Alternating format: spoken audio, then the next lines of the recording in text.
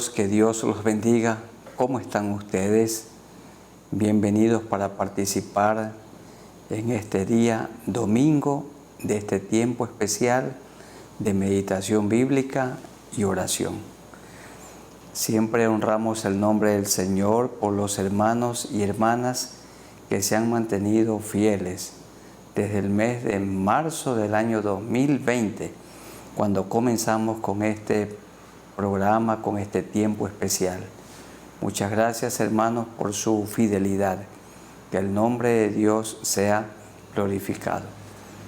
También agradezco al Señor por mis consiervos que día a día están con ustedes y mantenemos la comunión con Dios, orando por sus necesidades, por nuestras necesidades en este tiempo de pandemia. Dios ha sido bueno y vivimos todavía por la gracia de Él. Vamos a tener este hermoso tiempo de meditación bíblica y oración. Y queremos meditar en algunos salmos. Primero, el Salmo 1. El Salmo 1 es un salmo antitético. ¿Qué significa esto? Es un salmo en el que encontramos contrastes entre el hombre justo y el injusto, el hombre bueno y el malo, el camino del justo y el camino del injusto. El camino del justo lo tenemos en los versículos 1 al 3 del capítulo 1 y el camino del injusto en los versículos 4 en adelante. ¿Qué dice este salmo?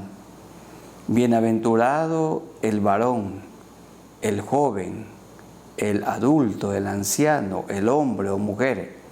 Bienaventurado el varón que no anduvo en consejo de malos, ni estuvo en camino de pecadores, ni en silla de escarnecedores se ha sentado, sino que en la ley de Jehová, en la Biblia, está su delicia, y en su ley medita de día y de noche.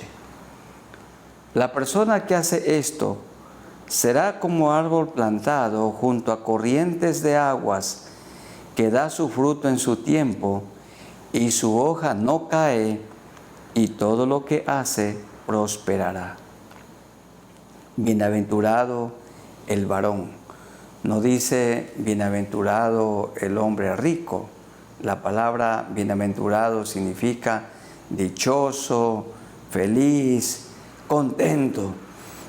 No dice bienaventurado el famoso, ni tampoco el ilustrado, aunque sí pueden ser bienaventurados, sino bienaventurado el varón que no anduvo en consejo de malos. En la Biblia tenemos nosotros el ejemplo de un consejero muy malo. ¿Se acuerdan ustedes de el joven llamado Amnón? Dice la Biblia que se enamoró de su hermana Tamar, cosa que no estaba bien. Esto en el segundo libro de Samuel, el capítulo 13. Y se iba enflaqueciendo. Y un primo de él, llamado Jonadab, que era hijo de Simea hermano de David, significa que eran primos hermanos, le dijo: ¿por qué vas enflaqueciendo, hijo del rey? ¿Por qué no me lo compartes? Y Amnón le contó: yo amo, dijo, estaba enamorado de su propia hermana Tamar, y no sabía cómo actuar. Entonces Jonadab le dio un mal consejo. Finge que estás enfermo, haz que ella venga a ti, que te prepare alguna comida, que te la lleve a la alcoba, y luego tú puedes proceder tomándola por la fuerza. Y dice el texto que el joven Amnón hizo como su malvado amigo y primo le aconsejó, y tomó por la fuerza a Tamar y la violó. Luego Absalón vengó esta acción de su hermana y mató a su hermano Amnón. ¿Y por qué lo hizo? Porque también David guardó silencio ante esta horrible acción de su hijo Amnón. Hermanos queridos, jóvenes queridos, la influencia de los malos consejeros. Dice un himno que cantamos en la Alianza Cristiana y Misionera: a los malos consejeros deja, hay que abandonarlos, no hay que oírlos. Bienaventurado el varón que no anduvo en consejo de malos. Y como Amnón anduvo en consejo de malos, él halló la muerte. Tenemos también el ejemplo, en cambio, de Moisés. Su suegro Jetro le aconsejó y le dijo: si tú te dedicas a aconsejar a todo el pueblo y a guiarlo, desfallecerás del todo tú y también todo este pueblo. Yo te aconsejaré y Dios estará contigo. Y le aconsejó 4 cosas. Primero, permanece tú delante de Dios. Segundo, enseña al pueblo la ley de Dios. Tercero, escoge tú hombres virtuosos, varones de verdad, que aborrezcan la avaricia. Y en cuarto lugar, ponlos por jefes, ubícalos según sus dones y talentos. Y dice el texto de Éxodo 18 que Moisés oyó todo lo que su suegro le dijo y así lo hizo y le fue bien, porque este consejo venía de parte de Dios. Es bienaventurado el varón que no anduvo en consejo de malos. Un consejo para los padres de familia con sus hijos que van al colegio, a la universidad. Y más cuando ya llegue el momento de asistir de manera presencial. No hay duda que los malos amigos corrompen las buenas costumbres. Es bueno que los jóvenes cristianos sean muy selectivos y no se junten con compañeros, con amigos que tienen malas costumbres, porque pueden ser influidos para mal. Ni en silla de escarnecedores se han sentado.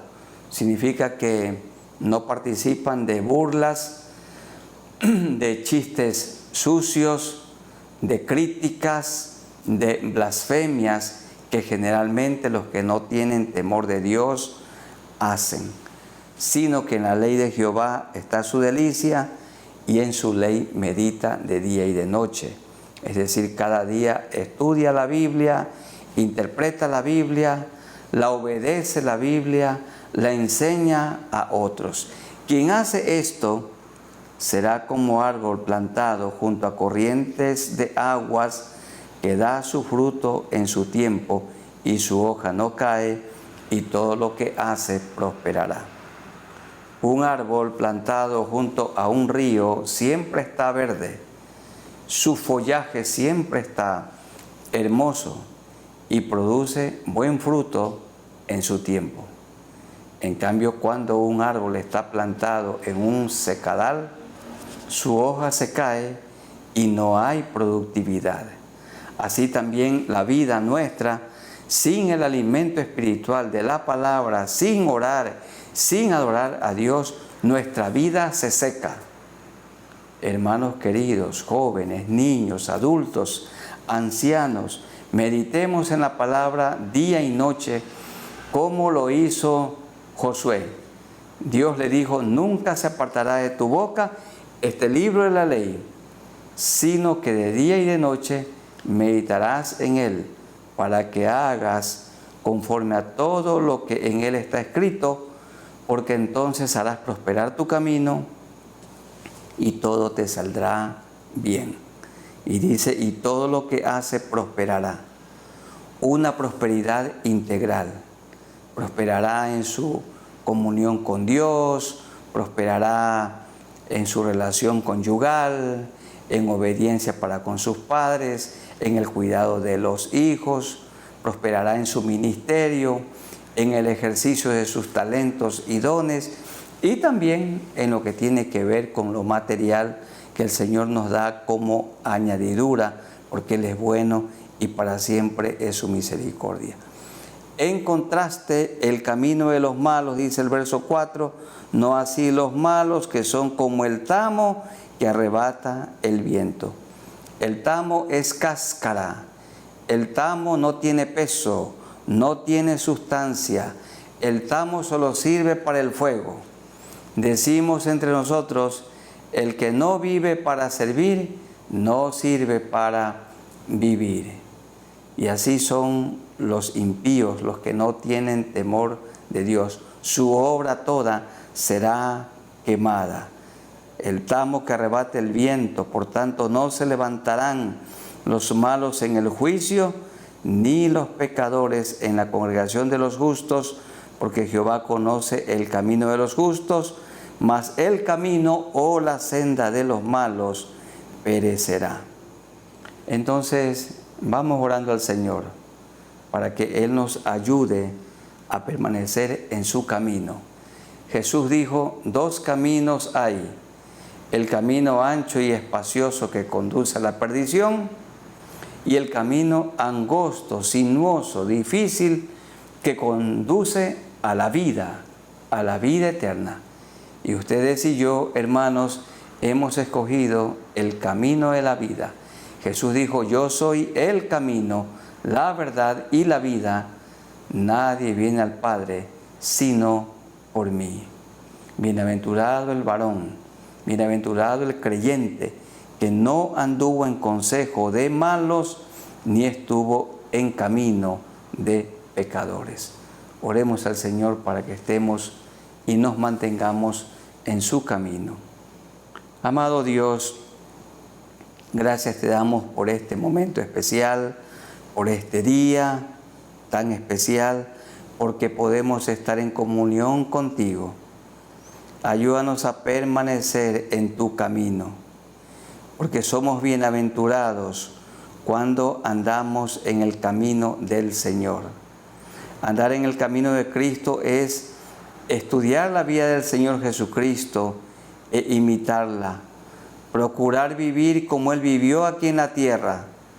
Andar como Él anduvo. Meditando en la palabra de Dios de día y de noche. Señor, ayúdanos para que en medio de esta pandemia nuestra conducta sea irreprensible, irreprochable, que nos mantengamos irreprensibles, sin mancha y en paz. Tú dijiste, soy el camino, la verdad y la vida. Y que nosotros, Señor, sigamos fielmente por ese camino.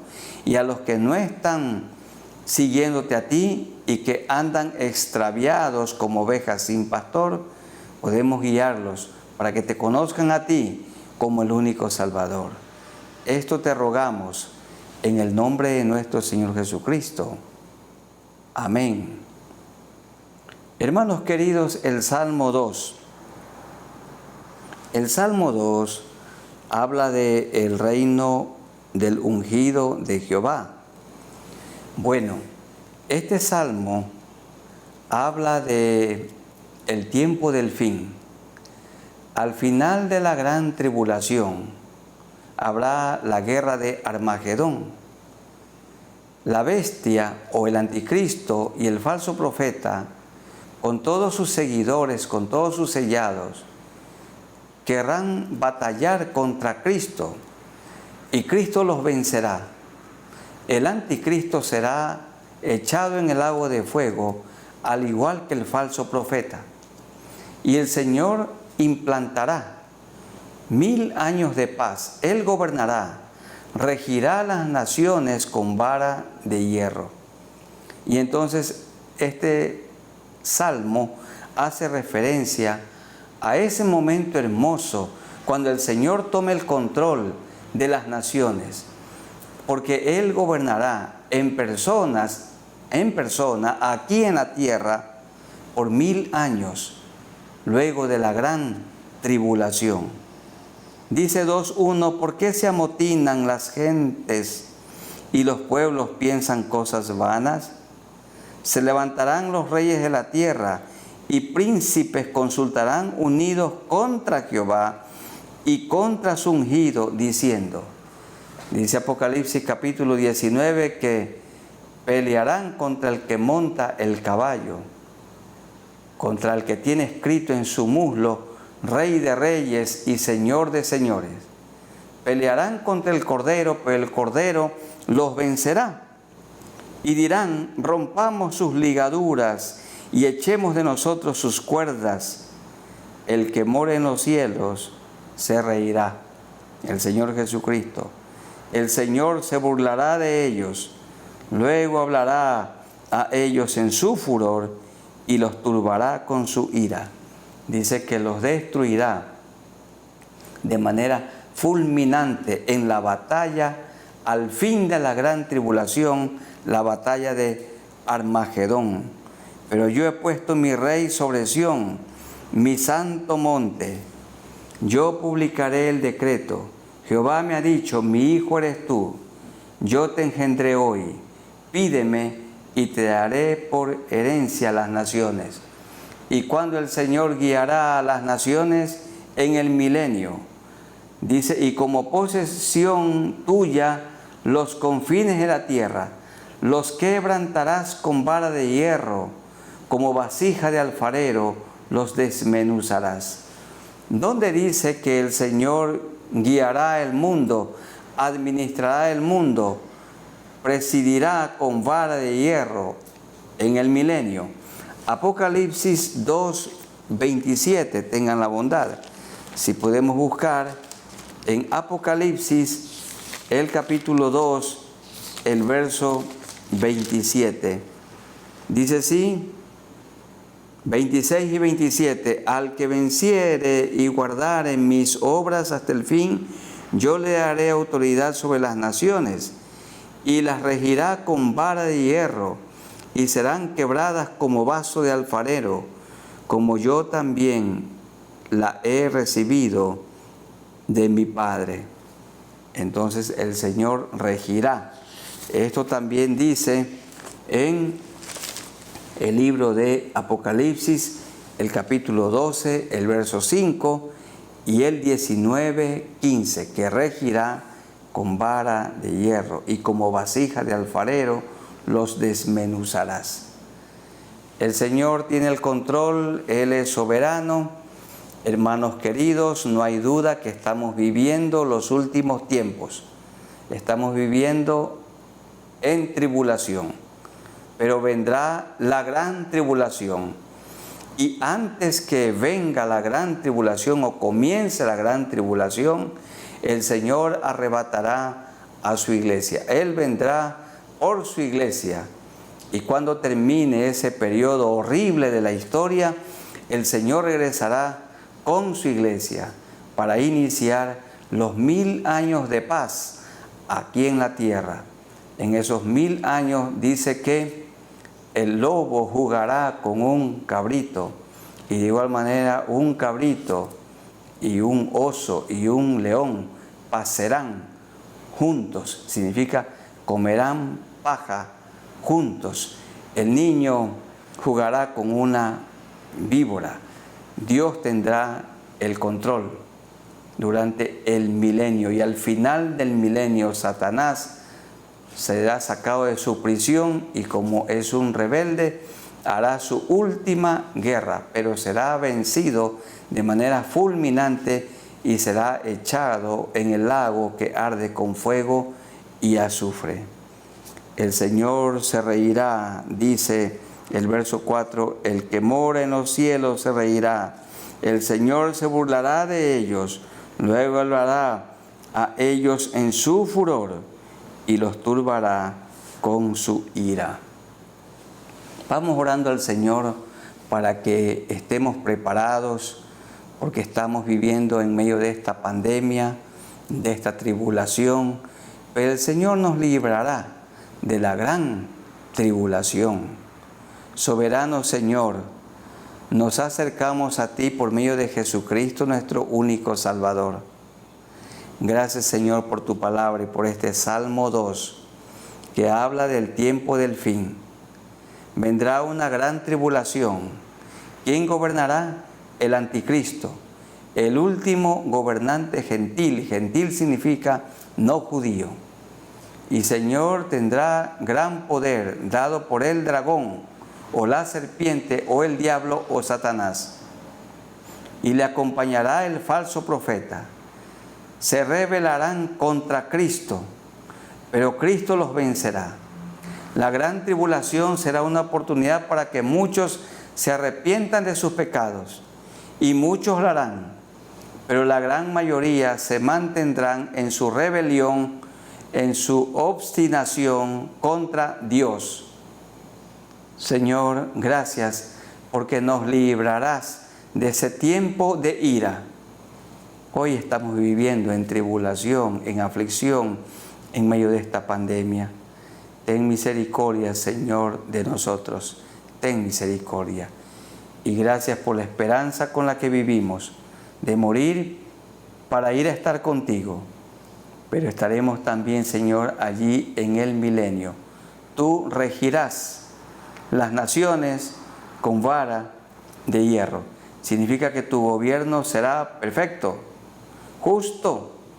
No habrá allí soborno, porque tú mismo presidirás. A ti sea la gloria, la honra y el honor. Señor, y en este día que nos toca elegir a quienes serán el presidente y vicepresidente de nuestra nación, danos, Señor, sabiduría.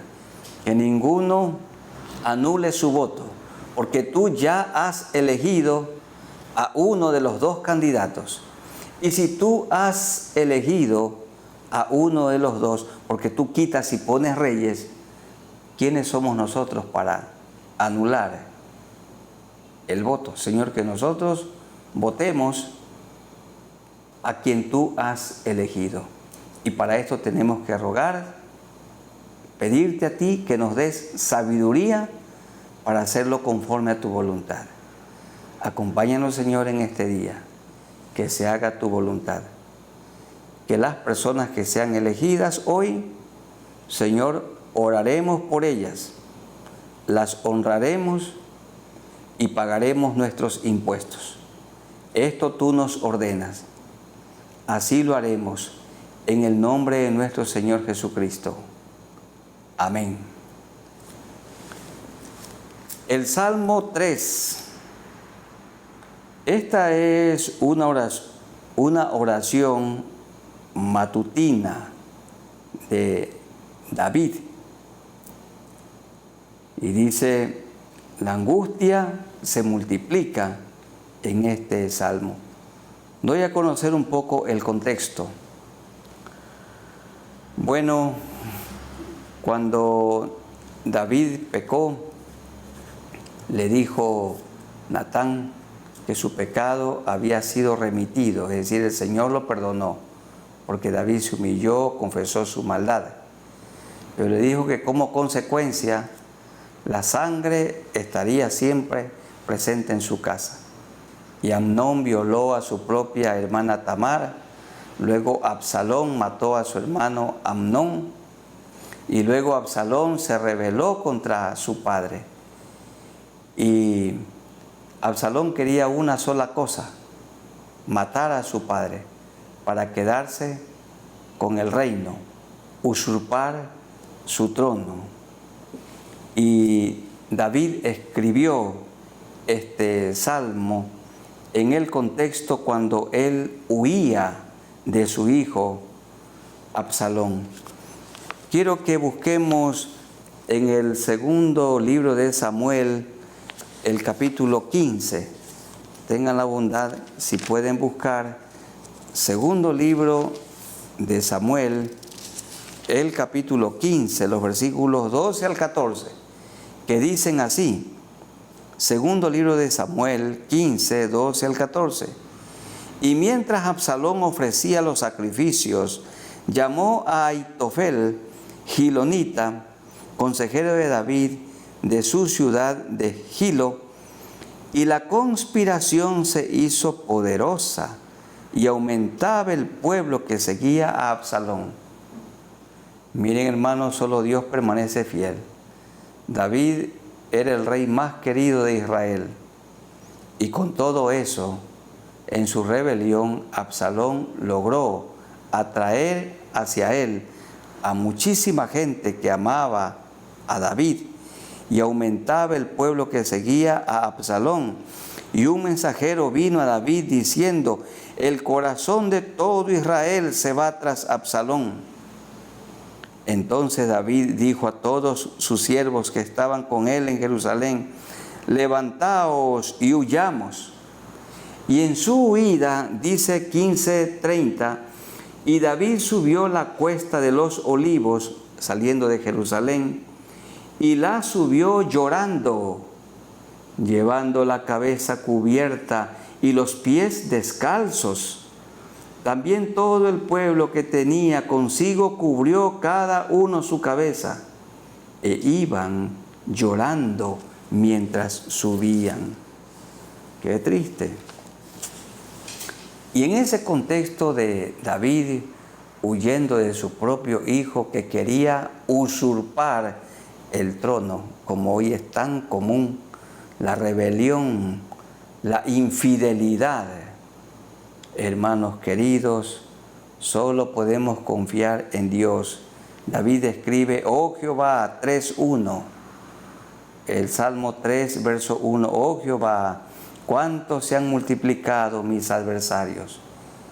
¿Y quiénes eran? David, su consejero Aitofel, y tantos hombres de confianza de él, y tanto pueblo. ¿Cuánto se han multiplicado mis adversarios? Muchos son los que se levantan contra mí, muchos son los que dicen de mí: no hay para él salvación en Dios. Sela significa: guarda silencio, medita en esto. Mas tú, Jehová, se alienta David, eres escudo alrededor de mí, mi gloria y el que levanta mi cabeza. Porque David subía la cuesta, cabizbajo, llorando: mi gloria y el que levanta mi cabeza. Con mi voz clamé a Jehová, y él me respondió desde su monte santo. David en su huida podía confiar en Dios y dice: yo me acosté y dormí y desperté, porque Jehová me sustentaba. No temeré a 10 millares de gente, porque la conspiración, dice el texto, se hacía cada vez más poderosa, más numerosa. Miles de personas se unieron en la rebelión a Absalón. Y David dice: no temeré a 10 millares de gente que pusieren sitio contra mí. Levántate, Jehová, sálvame, Dios mío, porque tú heriste a todos mis enemigos en la mejilla, los dientes de los perversos quebrantaste. La salvación es de Jehová, sobre tu pueblo sea tu bendición. ¿Qué hizo David en la rebelión de su hijo? ¿Qué hizo David? Tanto dolor, tanto sufrimiento. Su pueblo que lo amaba ahora estaba siguiendo a un rebelde. Ahora estaba siguiendo a un hijo desobediente, a un conspirador, a un traidor como Absalón. Y cada vez se le unía más gente. Hermanos queridos, así suele suceder en algunas iglesias. Hay algunos pastores que se rebelan contra quien es el pastor principal, y bueno, es tan común entre nosotros las divisiones, y se van llevando un buen número de creyentes para formar otra iglesia. Y esto no es ético, no es justo, no es lícito. En un cuerpo pastoral, todos los pastores tienen que trabajar, laborar, atrayendo a la gente a Cristo. Queridos hermanos, dos cosas puede hacer un pastor, un líder, un maestro, toda persona cristiana: guiar a la gente a Cristo o atraer a la gente hacia nosotros. Yo también bien podría atraer a mucha gente hacia mí, que Dios me libre de esto. Sería una vergüenza y una ofensa contra mi Cristo. Es mi tarea, mi vida tiene que ser guiar a la gente hacia Cristo. Pero si hay muchas personas que no guían a la gente a Cristo, sino que la guían a las personas hacia sí. Y ellos son admirados por la gente. Y cuando un pastor asistente, parte de un cuerpo pastoral, sale de esa iglesia, la gente también se va con él. Pero queridos consiervos que trabajan, que son parte de un cuerpo pastoral, ustedes guían a la gente hacia Cristo y también guiamos a la gente para que sea parte de una iglesia, para que sea parte de un rebaño. Y cuando un pastor sale de una iglesia, sale de ese rebaño, él puede ir a fundar otra iglesia, pero de ninguna manera con personas que él guió a Cristo y que él cuidó como parte de esa iglesia, como parte de ese rebaño. En el Ecuador, más de la mitad de las iglesias son formadas por divisiones, fruto de la rebelión. Y esto es muy triste. Bueno, aquí tenemos un caso. El rebelde Absalón se rebeló contra su propio padre, pero David puso toda su confianza en Dios.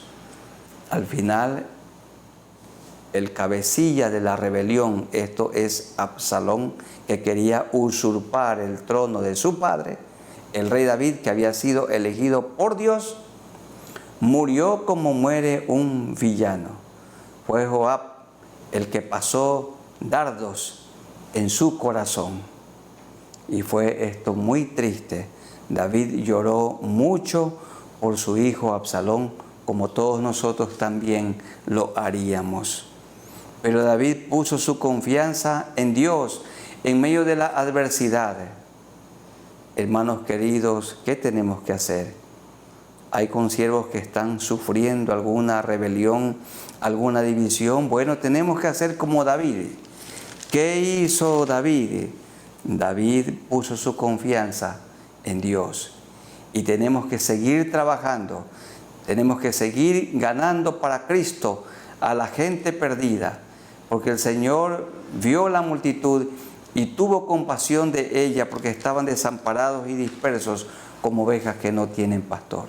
Oremos al Señor. Señor, líbranos de la rebelión. Señor, líbranos de la traición. Ayúdanos, Señor, a seguir guiando a la gente hacia ti.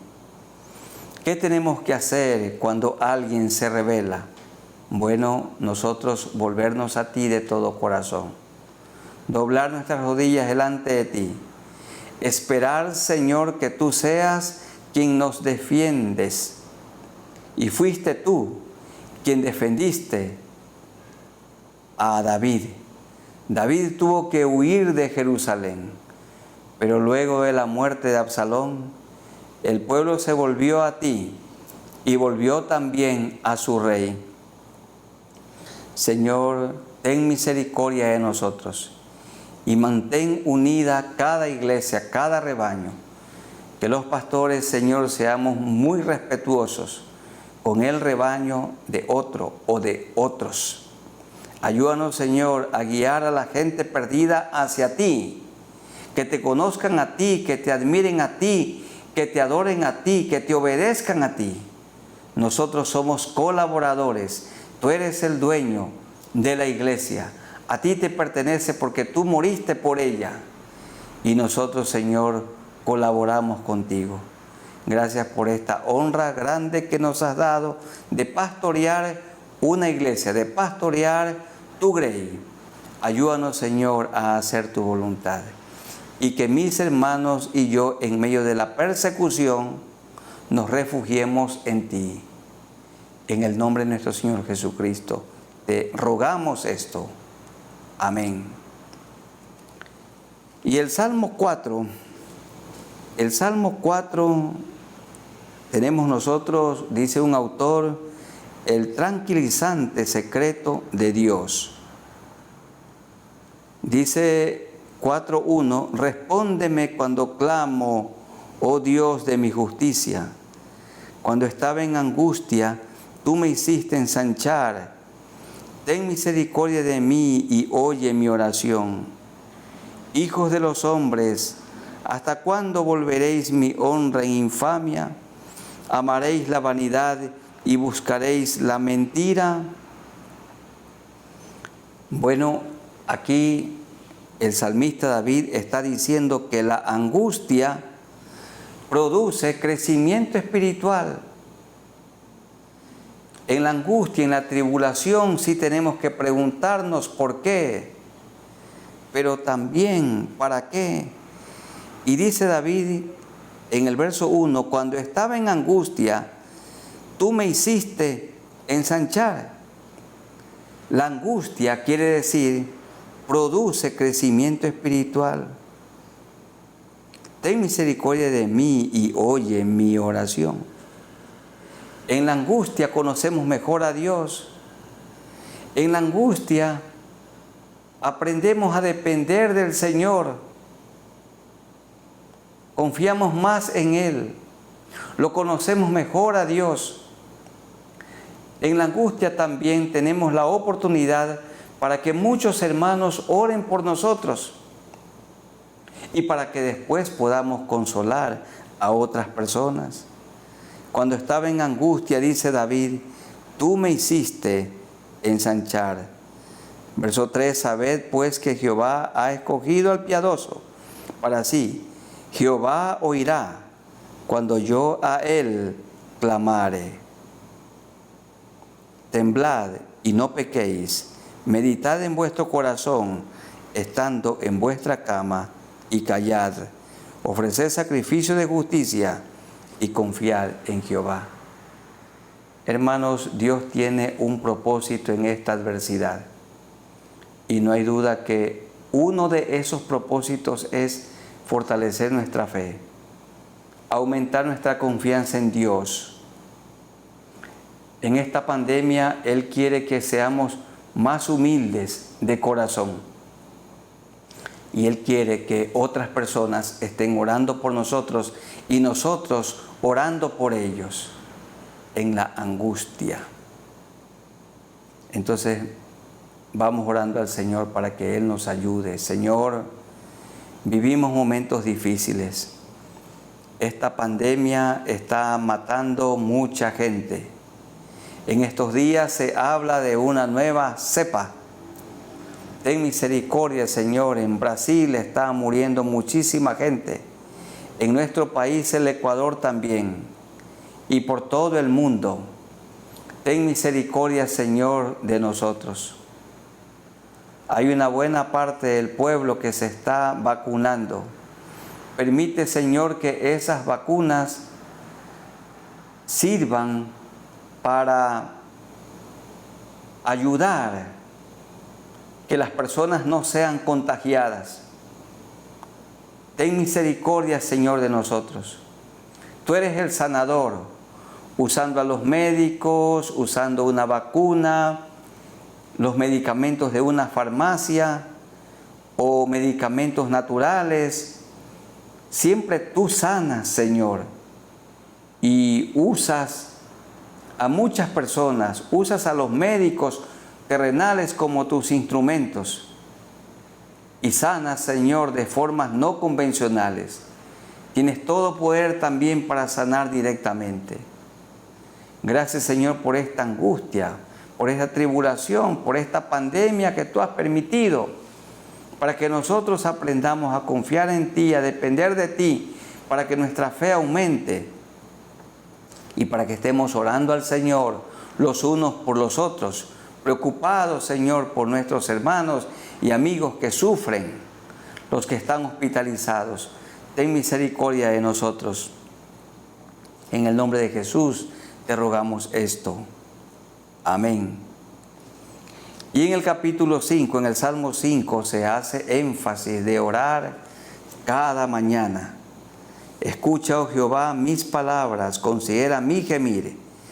Está atento a la voz de mi clamor, Rey mío y Dios mío, porque a ti oraré.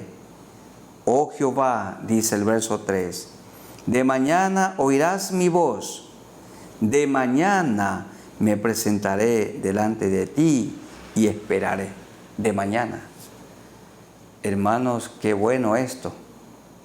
De mañana, antes de comenzar a realizar ninguna labor, primero tengamos comunión con el Señor. Estudiemos la palabra y doblemos nuestras rodillas y oremos al Señor.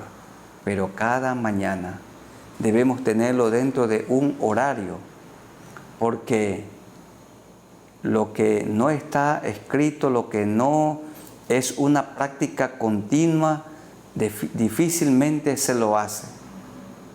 Tenemos que hacerlo cada día, hacer de un tiempo de oración una buena costumbre.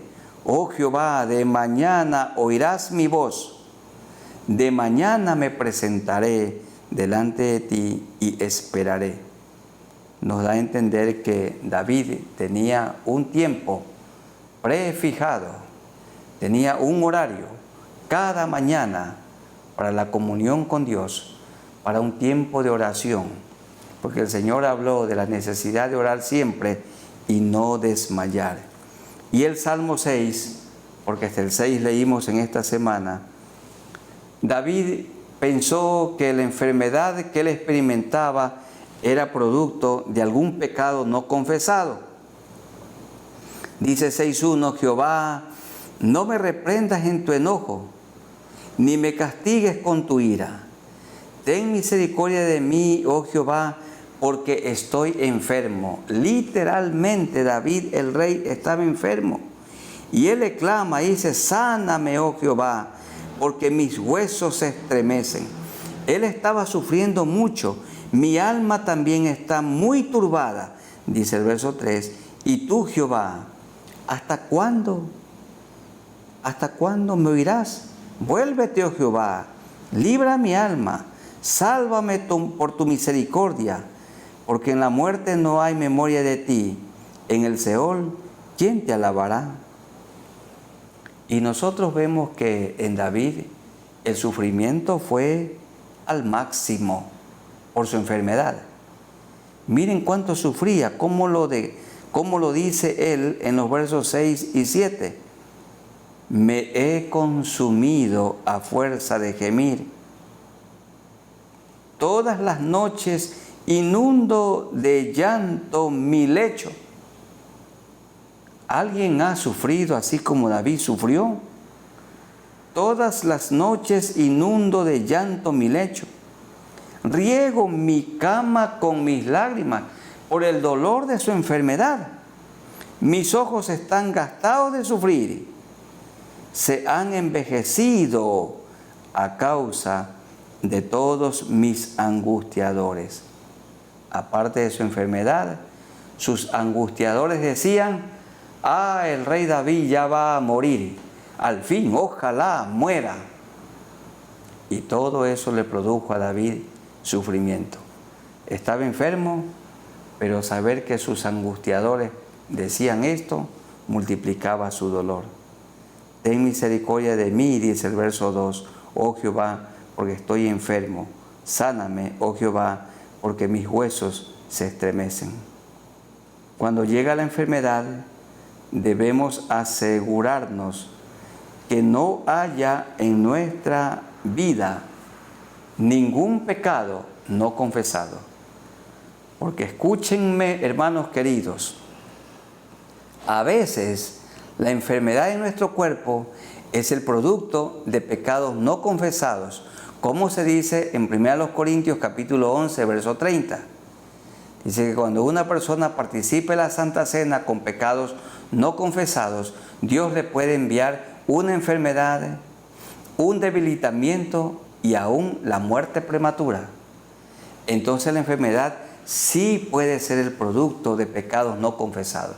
Pero no siempre es así, porque también Dios permite la enfermedad para que su nombre sea glorificado. Dios permite la enfermedad a veces por el exceso de trabajo. Dios permite también la enfermedad por asuntos de vejez. No necesariamente porque una persona ha pecado, porque el creyente ha pecado. Porque esto pensaba David: Jehová, no me reprendas en tu enojo, ni me castigues con tu ira.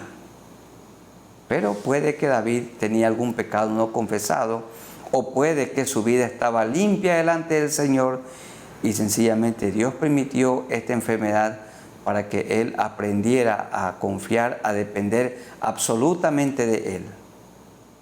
Siempre la enfermedad tiene algún propósito de parte del Señor.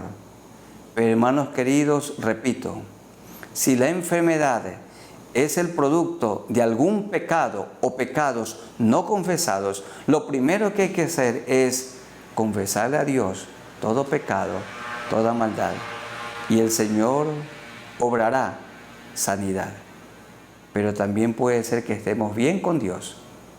Puede que tengamos una vida irreprensible delante de Él, pero sin embargo, Él envía una enfermedad para que confiemos en Él, porque Él se quiere glorificar, porque la enfermedad es una ocasión para que otros oren por nosotros y nosotros por ellos.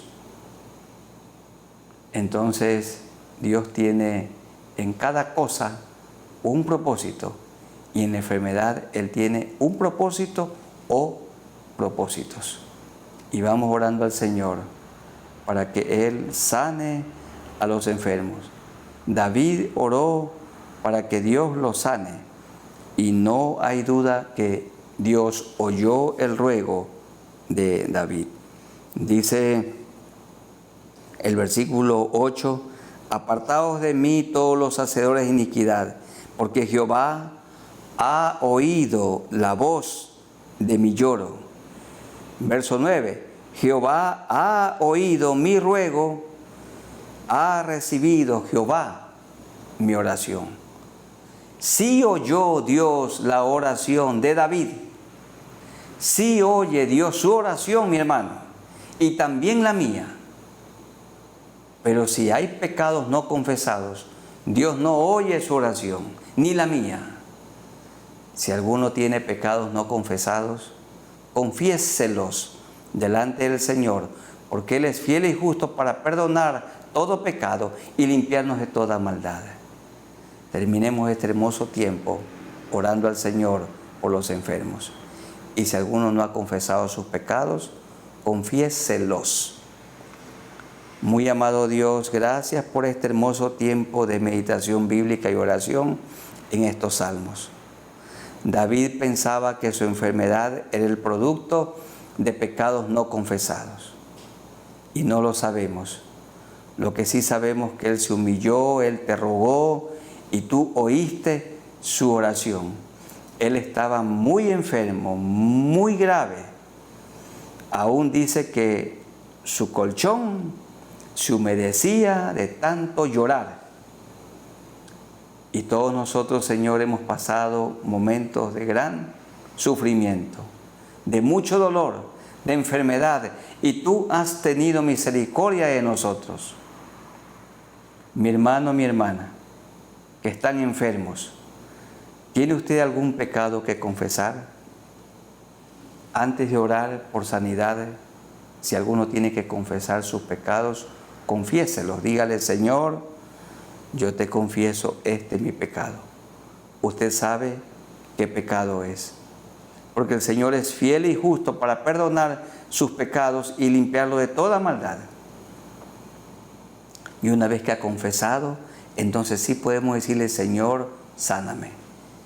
Dígale como dijo David: Señor, sáname. Sáname, oh Jehová, porque mis huesos se estremecen. Sáname, oh Jehová, porque siento mucho dolor por esta enfermedad. Angustia, a veces desesperación. Sáname, Señor. Sana, Señor, a los enfermos. Y gracias por los que han confesado sus pecados y tú los has perdonado. También oramos, Señor, por nuestros amigos para que te confiesen sus pecados. Amigos queridos que nunca han confesado sus pecados, díganle al Señor: Señor, yo me arrepiento de mis pecados. Yo reconozco que tú moriste en la cruz por mí el justo Cristo, por mí que soy un injusto. Tú tomaste mi lugar en la cruz como mi sustituto. Perdóname. Con tu sangre que derramaste en la cruz, límpiame de todo pecado y de toda maldad. Te recibo como mi Salvador. Dame tu Santo Espíritu y ayúdame a vivir una vida nueva desde hoy. Señor, muchas gracias por las personas que tú te has dignado en salvar. Y gracias también, Señor, por las personas a quienes tú vas a sanar. Hay personas que en este momento están agonizando, Señor. Si van a morir, que recuerden la palabra que les ha sido predicada, que se pongan a cuentas contigo, que no mueran sin ti. Oramos, Señor, por esta hora crítica. Que todos nos volvamos a ti en humillación, en ruego, porque tú eres el único Dios verdadero y eres Dios misericordioso. Los que no tienen trabajo, proveerles un trabajo. Los que tienen dificultades en el hogar, que se reconcilien, Señor, que las parejas recuerden que nunca el remedio es el divorcio, la separación, sino la reconciliación. Bendice, Señor, este día de adoración, como todos los días, que se haga tu voluntad. En el nombre del Padre y del Hijo y de nuestro Señor Jesucristo. Amén. Queridos hermanos, que el Señor los bendiga y los guarde, que Dios haga su voluntad. Ustedes y yo pongamos la mirada en el Señor Jesucristo. Seamos fieles, porque vivimos el tiempo del fin. Sigamos meditando en los salmos cada día. En estos días los estamos estudiando. Un abrazo para todos ustedes. Amén.